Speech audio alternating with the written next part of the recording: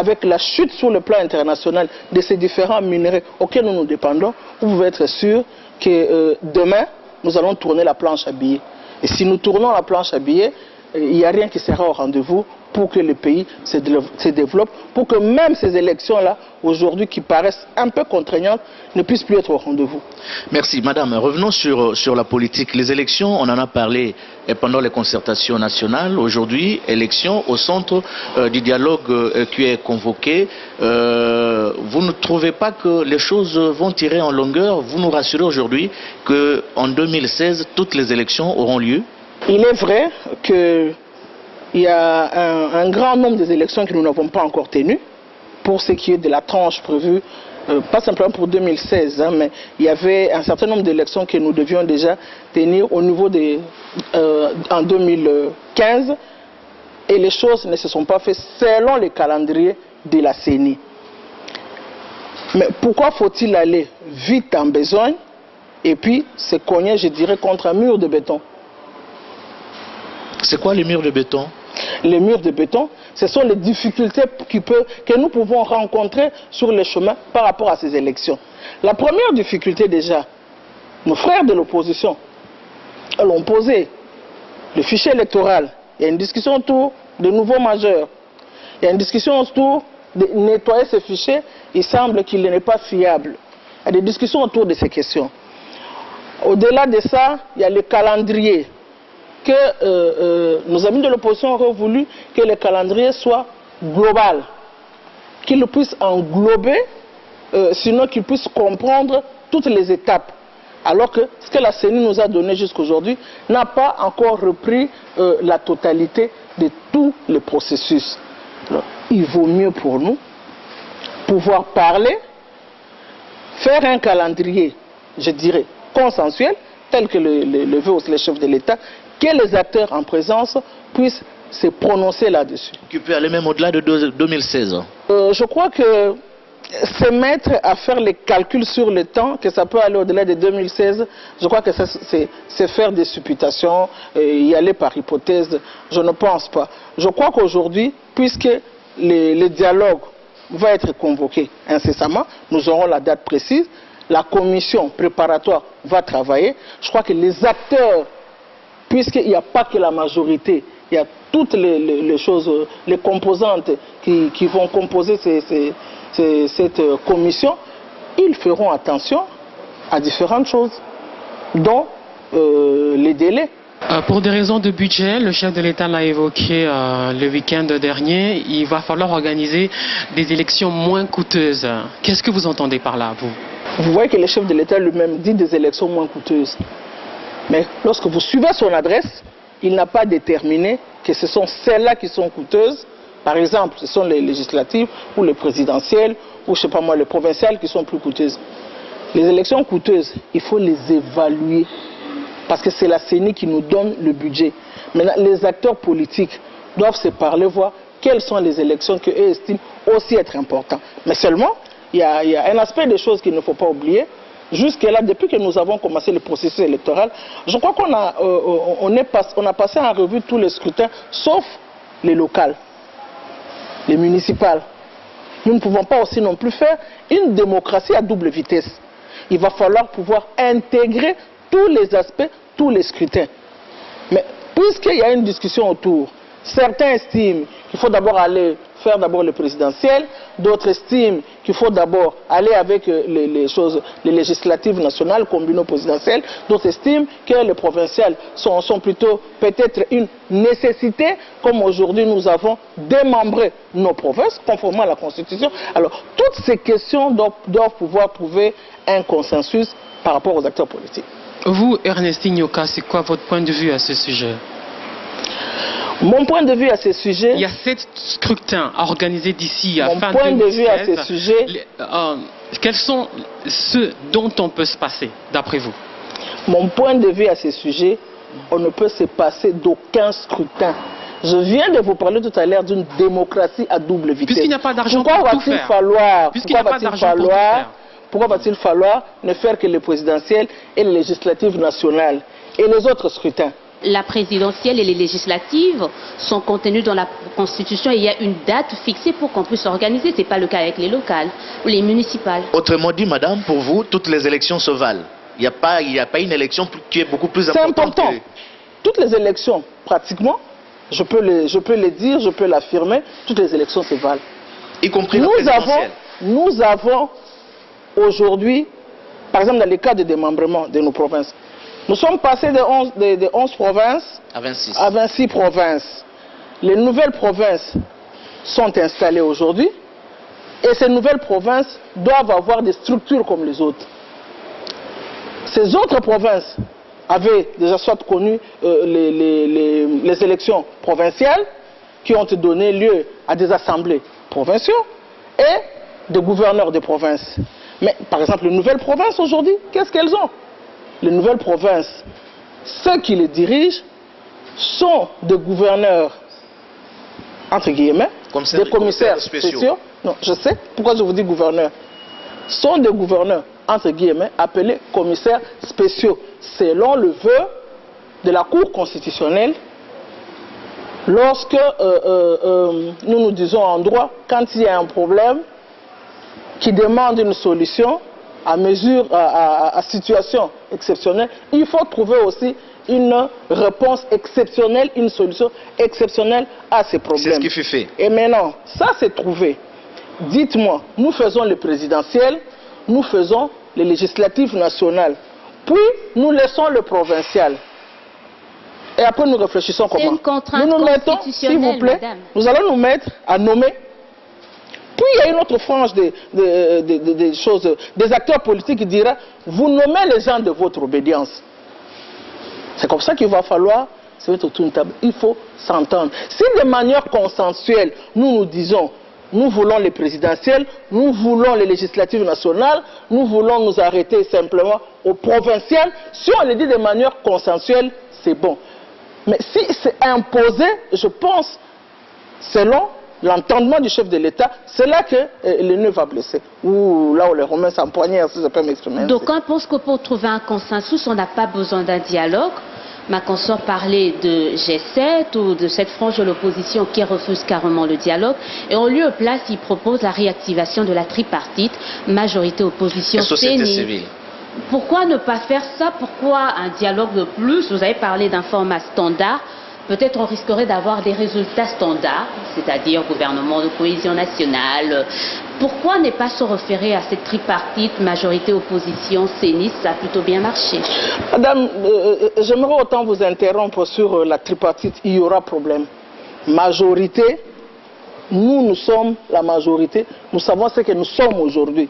Opposition, dans l'opposition, il y a une frange de l'opposition qui estime qu'il faut aller au dialogue. Mais il y a une frange de l'opposition qui estime qu'il ne faut pas aller au dialogue. Mais comment allons-nous parler de la tripartite? Et il y a même une frange de l'opposition qui dit, mais ces partis-là, ils viennent d'arriver, ce ne sont pas des opposants. Ça aussi, ça se dit. Et donc, il n'y a pas de tripartite. À mon sens, aujourd'hui, il n'y a pas de tripartite. Il faut donner aux acteurs politiques le temps, la possibilité de s'exprimer, que nous puissions nous mettre d'accord pour faire avancer la RDC. Est-ce que la majorité est prête à aller aux élections? La majorité a toujours été prête d'aller aux élections. Toujours. Dans toutes les circonstances. Avant 2016? Selon les délais, oui. Au-delà de la contrainte budgétaire. On parlait de ces groupes, une partie de l'opposition qui n'est pas pour les dialogues. Parlons maintenant de la crédibilité des recommandations qui devaient assortir de ces dialogues. Est-ce qu'elles ne risquent pas d'être bafouées comme ce fut de plus de 700 recommandations de concertation nationale? Non, Mathieu, là je vais vous interrompre tout de suite. Les recommandations de concertation nationale n'ont pas été bafouées. Dans la vie politique aujourd'hui, il y a énormément de ces recommandations qui sont d'application. Outre le gouvernement de cohésion nationale dont vous faites partie, lesquels? Par exemple, le gouvernement de cohésion nationale. Et d'autres qui sont en train de prendre du chemin, sinon qui sont prêts d'être pouvoir être exécutés. Au-delà du gouvernement de cohésion nationale, nous avons la Cour constitutionnelle. au-delà du gouvernement de cohésion nationale. Et au-delà du gouvernement de cohésion nationale, il y a, dans le cadre du gouvernement dont nous faisons partie, il y a une série de mesures. Je vais d'abord enlever ce qui concerne le gouvernement. Je crois que parmi les questions qui semblaient avoir beaucoup plus d'impact, sinon qui souciaient un peu plus la partie opposition, il y a des choses, des décisions comme les grâces présidentielles et l'amnistie. C'est des questions qui ont trouvé des répondants. Et c'est des questions qui ont été discutées autour des choses de concertation nationale. Donc, il y a des questions qui ont été faites. Il y a la structure judiciaire elle-même qui a pris place. Aujourd'hui, on ne va pas jeter la pierre simplement à la Cour suprême de justice et dire qu'elle fait un amalgame, elle a toutes les décisions, elle prend tous les problèmes, tous les contentieux, sans pouvoir faire une certaine différence. Nous avons une cour spécialisée, qui est la Cour constitutionnelle, pour s'occuper d'un certain nombre de scrutins, dont les présidentielles et les législatives nationales. Dans le même sens, après Sun City en 2002, il y avait eu un accord global et inclusif. Et cette fois-ci, il faut s'attendre à un accord après ce dialogue. Est-ce qu'il sera contraignant? Et qui fera le gendarme pour justement qu'il soit contraignant? Au lendemain de Sun City, il y avait eu le comité de suivi, le CIAT, avec toute la communauté internationale comprise. Donc il va falloir s'attendre à une structure du genre pour faire le gendarme de cet accord global. Une sorte de tutelle internationale, puisqu'il y a un facilitateur international dans le bureau, comme l'exigeait l'UDPS. Je crois que la question de la contrainte est une question qui doit être discutée par les acteurs politiques. Sinon, les acteurs qui vont faire partie du dialogue. Ce sont eux qui feront des propositions. La question de la facilitation, je crois que ça c'est une question qui va trouver sa réponse, parce que le chef de l'État lui-même n'est pas opposé. Mais là où moi j'aimerais donner mon avis personnel, c'est lorsque vous parlez de la tutelle internationale. Je crois qu'il serait quand même grand temps pour nous en RDC de pouvoir d'abord réfléchir RDC, de réfléchir nous-mêmes nos capacités que nous avons en RDC. Nous pouvons organiser des structures avec certaines mesures qui peuvent contraindre à exécuter X décisions, au lieu d'abord d'aller regarder qui est à l'étranger et qui pourrait venir nous aider réellement à pouvoir appliquer certaines choses. Justement, dans l'ordonnance présidentielle qui porte mise en place de comités préparatoires, le bureau inclut un facilitateur international. Oui, les facilitateurs, c'est par rapport aux difficultés qu'on peut rencontrer, par rapport au blocage qu'on peut rencontrer lors des différentes discussions. Or, pendant longtemps, certains de vos copains ont décrié justement l'idée d'avoir une facilitation internationale. Justement, je vous ai donné mon point de vue personnel et j'aimerais encore appuyer.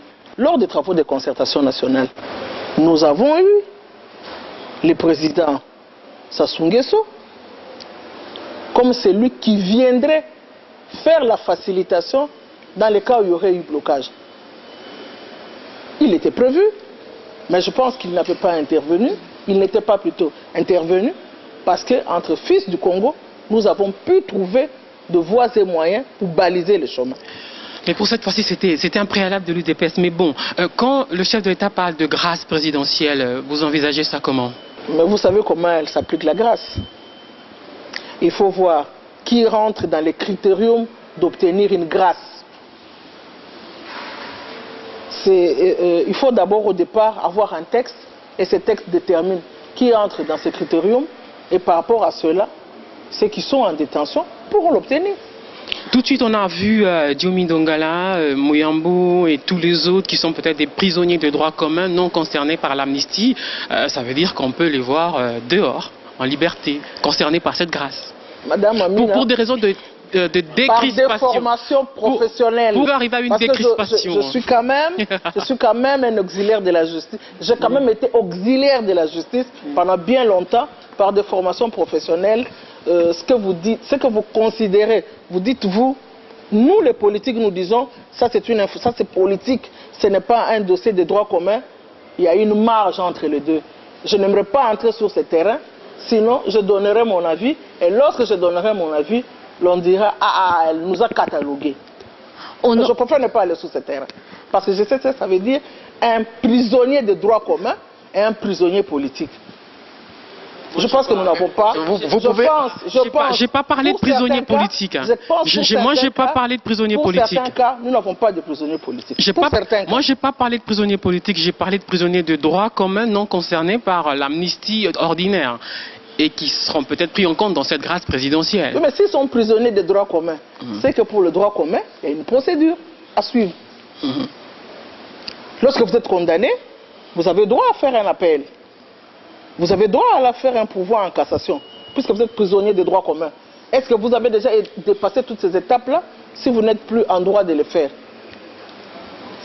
Alors, je voulais juste dire, au nom de la paix, en 2013, le président de la République va convoquer les concertations. Au nom de la même paix, sauvegarder la paix, il convoque le dialogue. Est-ce que vous pensez que la paix en RDC passe par des telles assises ou ça passe par des alternances, une alternance crédible qui peut conférer une certaine légitimité à nos autorités? Je crois qu'au nom de la paix, nous pouvons passer par certaines procédures, telles que celle de se mettre ensemble et de parler. Parce que le processus électoral, tel que nous le vivons, pas seulement en RDC, lorsque vous regardez partout en Afrique,